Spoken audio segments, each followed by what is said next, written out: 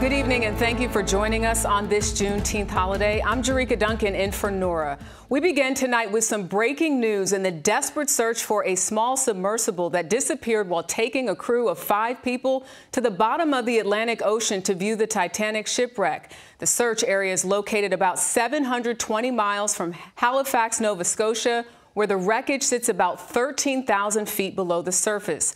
Coast Guard officials say the 22-foot submersible carries enough oxygen for about 4 days. Now, among the 5 people on board, according to family members, is explorer and British billionaire Hamish Harding. The last communication from the vessel was Sunday morning. CBS's Imtiaz Tyab leads us off tonight with the late-breaking developments. It's a race against time to find the submersible and those on board after it lost communication an hour and 45 minutes into its 2.5-mile deep dive into the North Atlantic to see the haunting wreckage of the Titanic. The sub only carries around 96 hours worth of oxygen, and its crew, which is understood to include British billionaire Hamish Harding, hasn't been heard from in over a day now. The U.S. Coast Guard is leading the multinational search. Good afternoon, everyone. It is a remote area, and it is a challenge to conduct a search in that remote area.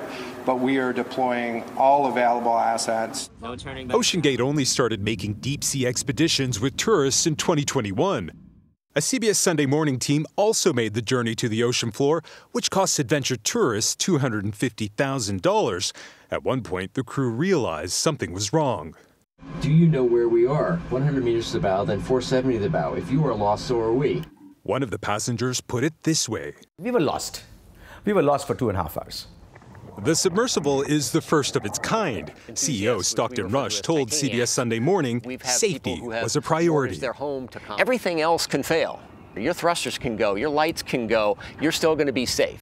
The RMS Titanic began its maiden and final voyage from Britain to New York in 1912. It was the largest passenger ship on Earth at the time.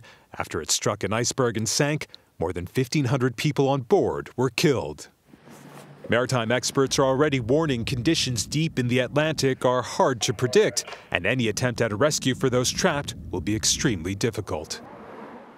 Now, there are several possible theories as to what could have happened, ranging from the sub lost comms and has already floated to the surface waiting to be discovered, to something more serious may have happened and that it sunk to the bottom of the ocean floor, with rescuers warning that they don't have the kind of specialized equipment needed to reach those depths.